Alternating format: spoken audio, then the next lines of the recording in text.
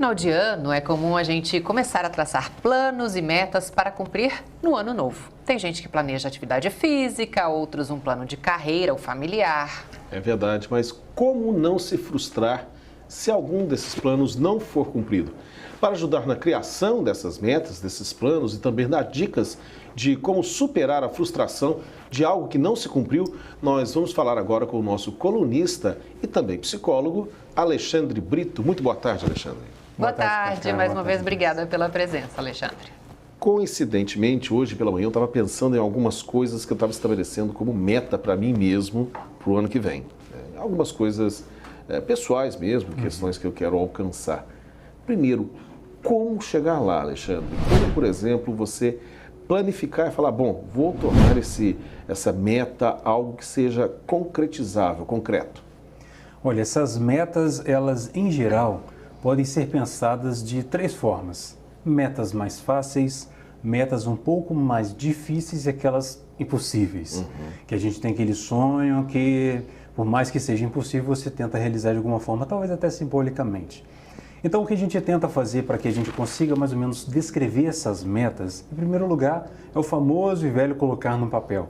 Então, você pode colocar, por exemplo, para 2022, 3 metas possíveis. E dessas 3 metas possíveis, você pode até mesmo dividir. Uma mais fácil, uma um pouco mais difícil e aquela que você, hoje, considera impossível. Até porque nós tivemos que mudar alguns planos em 2021, alguns planos foram abandonados, mas o que não pode ser abandonado é a sua capacidade de sonhar, a sua capacidade de desejar e de continuar produzindo essas metas. Então, por exemplo, você tem que evitar a construção de uma meta em que você vai ter grandes dificuldades de iniciá-la.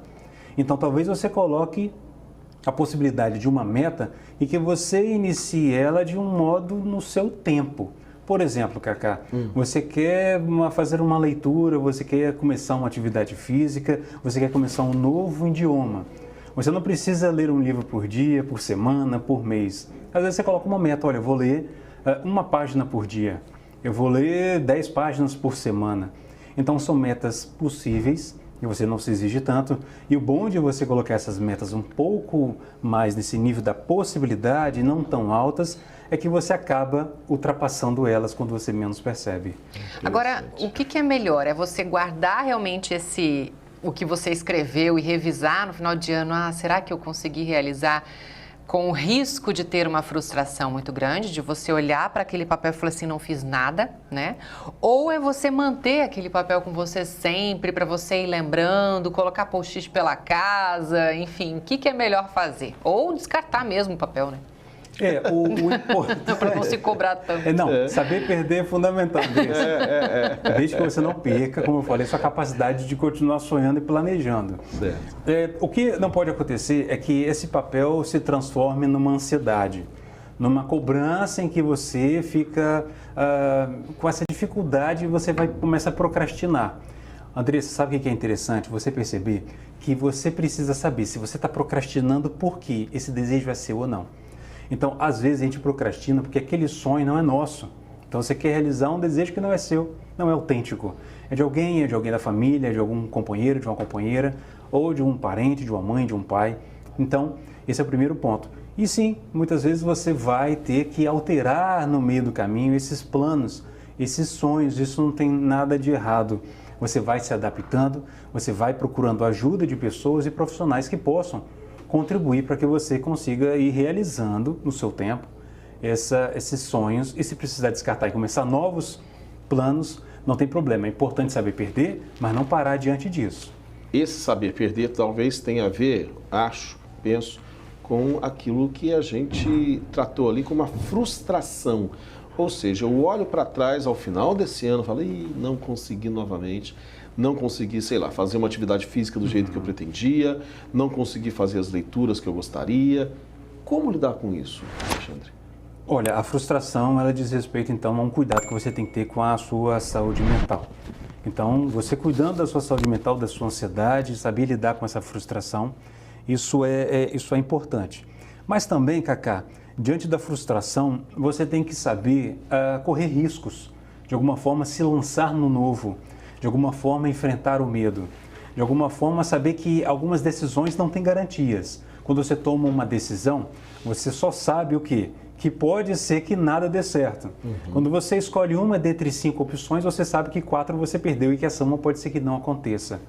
Então, diante da frustração, é necessário que você mantenha a sua capacidade de se colocar um pouco em risco, de você, portanto, enfrentar o medo. Isso é corajoso, não se trata de não ter medo, né?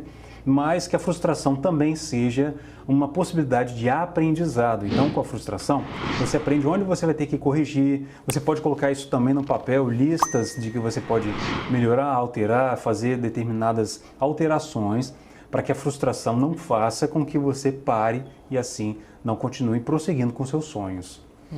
Quando você vai pensar, né, nas suas metas, nos seus planos, né, do ano seguinte, é importante você colocar metas diárias, metas mensais, metas anuais, porque um ano é muito tempo.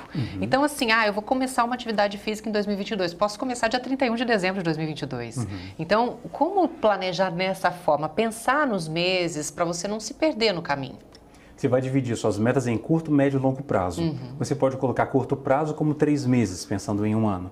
Médio prazo, 6 meses e o longo prazo é ao final do ano você ter concluído essas metas. Então, você quando produz o que você quer, bom, eu quero começar uma nova leitura, eu quero começar uma nova língua, eu quero começar uma atividade física, um novo trabalho, enfim, você coloca ali várias atividades para cada meta que essas atividades têm que englobar.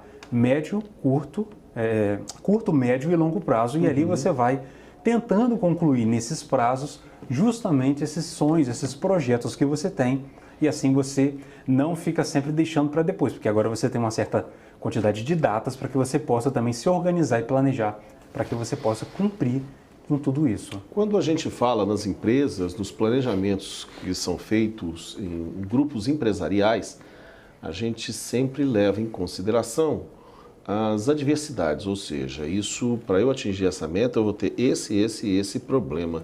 Eu acho que no nosso caso, no caso pessoal, isso também se aplica, né? Quer dizer, se eu chego e falo, bom, quero a partir de agora fazer uma atividade física, digamos, diária, mas eu não fiz nesse ano porque, sei lá, não havia uma academia perto de casa, então eu tenho que resolver como fazer essa atividade sem essa academia. Eu acho que é mais ou menos por aí, né? Quer dizer, você tem que estabelecer ali maneiras de você também pensar em como atingir essa meta, levando em consideração as adversidades. Isso, o que as empresas desenvolvem no cumprimento de metas é algo chamado gerenciamento de risco, que a gente também encontra com as pessoas que fazem investimentos financeiros, investimentos. Então, o gerenciamento de risco é justamente você planejar caso algo venha a dar errado, caso algo ali seja uma adversidade, que você possa ter mais ou menos construções de planejamento para isso. Então, eu não tenho uma academia próximo de casa, né? Qual que é o risco que eu corro de não ir para uma atividade física e qual que é o risco que eu tenho que correr para que eu consiga cumprir essa meta? Qual que é o tempo que eu tenho que dispor para isso? Né? Gerenciamento de risco é isso, e muitas vezes a gente pensa que não tem tempo, e também tem que ter gerenciamento de tempo.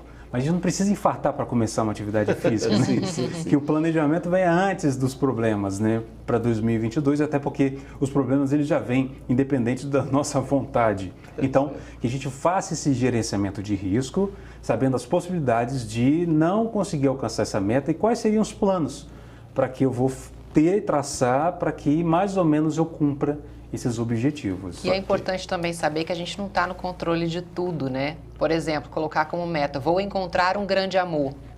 Não depende só de você, né? Exatamente. Então, e quando também não faz mais sentido aquele plano que você traçou agora, lá no final, né? Então, às vezes você tem que mudar também a trajetória. Sim, tem que estar disposto aliás, Andressa, tem que estar disposto a realizar sua meta.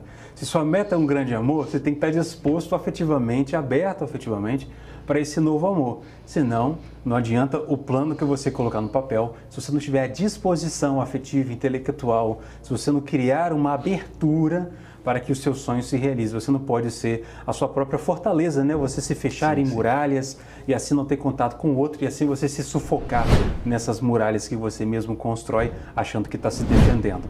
Então, que você esteja disposto, disposta a participar desse seu próprio planejamento de modo a se entregar, a correr alguns riscos Só assim a gente é capaz de ter algum sucesso.